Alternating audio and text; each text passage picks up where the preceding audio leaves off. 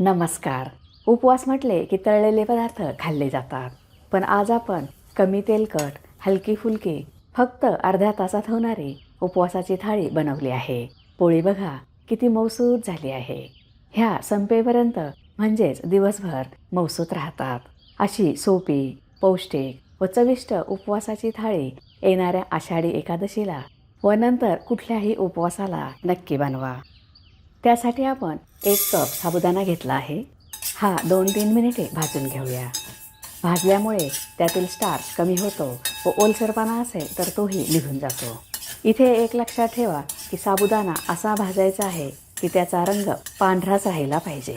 गॅसची flame medium आहे. साबुदाणा सतत हलवला की तो एकसारखा भाजतो. भाजल्याचा अजून एक फायदा म्हणजे पोळी चिवट होत नाही. हा भाजला आहे आणि रंगही पांढराच आहे. 3 मिनिटानंतर साबुदाणा काढून घेऊया. भाजलेला साबुदाणा थंड होण्यासाठी ठेवूया. आता 2 उकडलेल्या बटाट्यांची साले काढून टाकली आहेत. ही किसून घेऊया. तुम्ही चॅनलला सबस्क्राईब केले नसेल तर सबस्क्राईब करा. बेल आयकॉनवर क्लिक करा. त्यामुळे तुम्हाला नवीन रेसिपीजचे नोटिफिकेशन्स मिळतील. व्हिडिओ आवडल्यास लाईक करायला विसरू नका. दोन्ही बटाटे किसून घेतले आहे. किसून घेतल्यामुळे बटाटा व्यवस्थित मिक्स करता येतो. 1 कप पीठ आहे, त्यासाठी आपण 1 कप किसलेला बटाटा घेतला आहे. पोळीसाठी जेवढे पीठ तेवढाच किसलेला बटाटा हे परफेक्ट प्रमाण आहे. हा थंड झाला आहे. साबुदाणा थंड नसेल तर तो मिक्सरच्या भांड्याला चिकटेल व त्याचे पीठ होणार नाही. पाव कप वरई, वरईलाच भगर म्हणतात, बारीक वाटून घेऊया. अशा पद्धतीने साबुदाणा व वरईचे पीठ करून घेतले आहे. आता ह्यात जर मोठे कण असतील तर ते निघून जाण्यासाठी आपण हे पीठ चाळून घेऊया. तुम्हाला उपवासाला वरई चालत नसेल तर नाही घातली तरीही चालेल. चाळणीवर मोठे कण राहिले आहेत, हे आपण वापरणार नाही. ह्यातीलच 2 चमचे पीठ पोळी लाटताना लावण्यासाठी काढून ठेवूया. पोळीसाठी पीठ भिजवूया. पिठात 1 कप किसलेला बटाटा. आता वाटण बनवूया. 1 इंच आल्याचे बारीक तुकडे, 3 हिरव्या मिरच्यांचे तुकडे. आले व हिरवी मिरची अशी खलबत्त्यात कुटून घेतली की पोळीला त्याची चव जास्त चांगली येते. त्यामुळे असे वाटण नक्की बनवा. ह्याचा खूप छान फ्लेवर येत आहे. ठेचलेले वाटण, जिरे 1 छोटा चमचा, चवीनुसार मीठ. सुरुवातीला पाणी न घालताच मिक्स करूया. उकडलेला बटाटा घातल्यामुळे इथे आपण लगेचच पाणी घालणार नाही.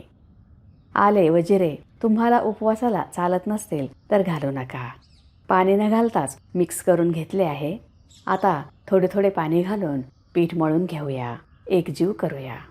पाण्यामुळे साबुदाणा छान भिजतो, पोळ्या मऊसूत होतात.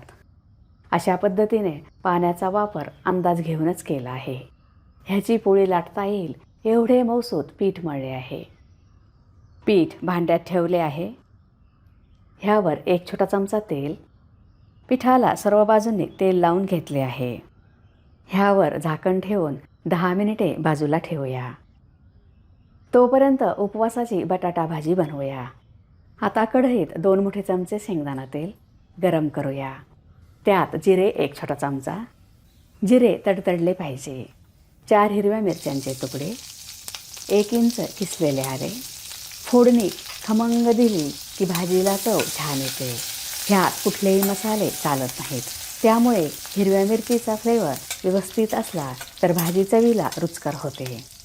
आता 4 उकडलेले बटाटे, चवीनुसार मीठ. मीठ असे पसरून घातले की ते मिक्स करायला सोपे जाते. ही भाजी 2-3 मिनिटे व्यवस्थित परतून घेऊया. 3 मिनिटानंतर भाजी परतली आहे. परतल्याचा छान फ्लेवर येत आहे.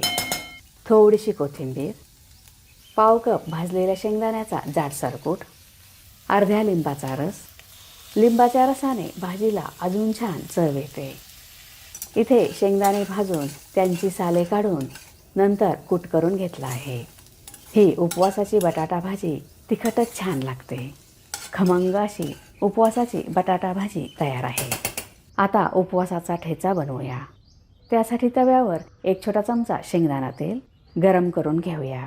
त्यात अर्धा कप शेंगदाणे हे खमंग भाजून घेऊया. तुम्ही बघू शकता शेंगदाण्याची वरची टरफले निघाली आहेत, म्हणजेच हे भाजले आहेत. हे तव्यावर एका बाजूला ठेवूया.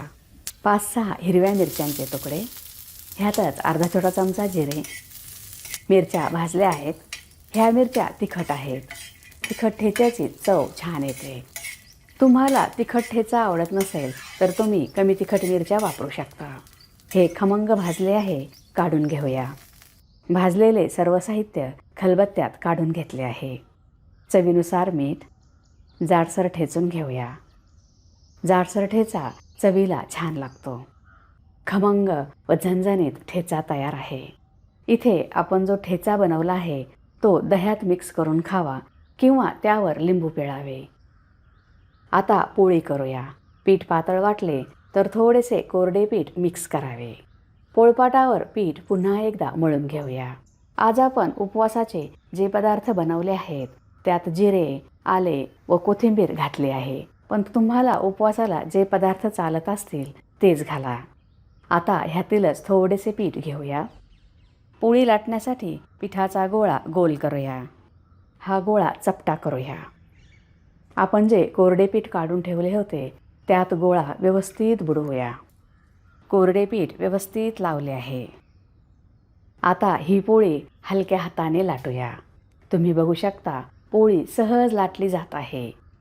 साबुदाणा न भिजवल्यामुळे वेळही खूप कमी लागला आहे. साबुदाण्यामुळे कडेला क्रॅक्स येतातच, पण ह्या पोळीच्या कडा चिरल्या नाहीत. जर तुमच्या पोळीच्या कडा चिरल्या तर डब्याच्या झाकणाने कापाव्या. पीठ मऊसूत आहे त्यामुळे पोळी एकसारखी लाटली आहे. पोळी भाजण्यासाठी तवा गरम केला आहे. अशा पद्धतीने तव्यावर पोळी ठेवूया. वरच्या बाजूने थोडेसे बुडबुडे आले आहेत. आता दुसऱ्या बाजूने उलटूया. दोन्ही बाजूंनी खमंग भाजून घेऊया. ह्यावर शेंगदाणा तेल लावूया. उपवासाची बटाटा भाजी बनवायची नसेल तरीही ही पोळी शेंगदाणा चटणी, दही कोशिंबीर, नारळाची चटणी ह्याबरोबरही खाऊ शकता. ठेचा दह्यात मिसळून त्याबरोबरही ही पोळी खाऊ शकता. पोळीची जास्त उलटपालट करू नये, नाहीतर साबुदाण्यामुळे पोळी कडक होते. ही पोळी भाजताना मिडियम टू हाय फ्लेमवरच भाजावी. ही टम्म फुगली आहे, खमंग भाजली आहे. तुम्ही बघू शकता पोळी मऊसूत झाली आहे. एवढ्या साहित्यात 7 ते 8 उपवासाच्या पोळ्या झाल्या आहे. पोळ्या बघा किती मऊ लुसलुशीत झाल्या आहेत. ह्या एकदा बनवून ठेवल्या तर तुम्ही दिवसभर टेन्शन फ्री राहू शकता. इथे आपण हलका फुलका कमी तेलकट असा बेत केला आहे, त्यामुळे तुम्हाला दिवसभर हलके वाटेल. उपवासाचे पदार्थ खाल्ल्याने जसे जड वाटते तसे जड वाटणार नाही. ह्या इन्स्टंट पद्धतीमुळे साबुदाणा न भिजवताही म्हणजे खूपच कमी वेळेत ही थाळी तयार झाली आहे. तयार आहे उपवासाची पोळी, उपवासाची बटाटा भाजी व उपवासाचा ठेचा. तुम्हाला जर माझा व्हिडिओ आवडला असेल तर लाईक करा, शेअर करा, सबस्क्राईब करा. बघत रहा शांभवीज किचन. धन्यवाद.